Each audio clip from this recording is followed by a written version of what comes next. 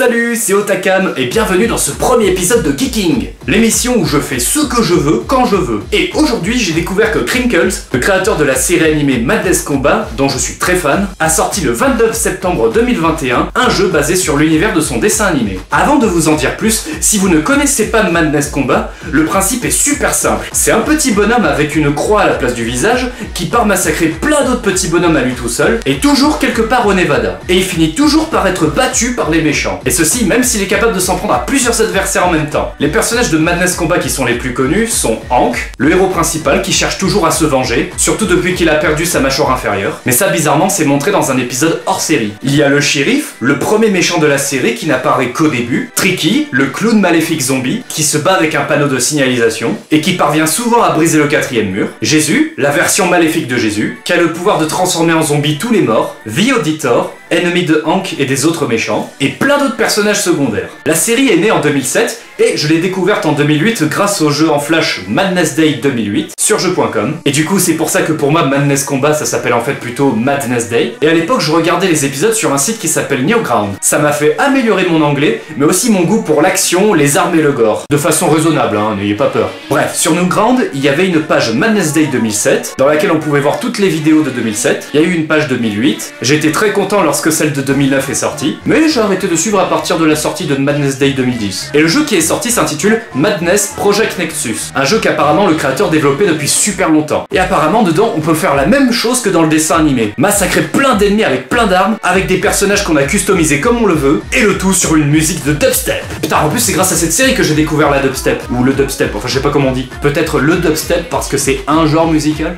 Bref, pour le moment le jeu a l'air d'être sur Steam, mais c'est pas le seul jeu à être sorti. Il y en a eu d'autres qui sont sortis en flash, dont 3 qui sont vraiment excellents. Comme je l'ai dit tout à l'heure, il y a eu le jeu Madness Day 2008, Madness Accelerant, qui se base sur le 7ème épisode de Madness Combat, et Madness Hydraulique, qui est une sorte de jeu de combat d'arène, mais dont la version sur le site Arcade Préac est bien meilleure. Peut-être qu'un jour je vous en montrerai des let's play. Bref, si vous connaissez pas Madness Day, enfin pardon, Madness Combat, oui parce que pour moi dans mon cœur ça s'est toujours appelé Madness Day. Bref, si vous connaissez pas Madness Combat, et que vous adorez le gore, les armes, le combat, et le what the fuck, allez regarder la série, les épisodes sont disponibles sur YouTube depuis 2011, et c'est trop cool. Bref, je vous laisse, je dois aller me téléporter dans cet univers pour aller danser. Ciao!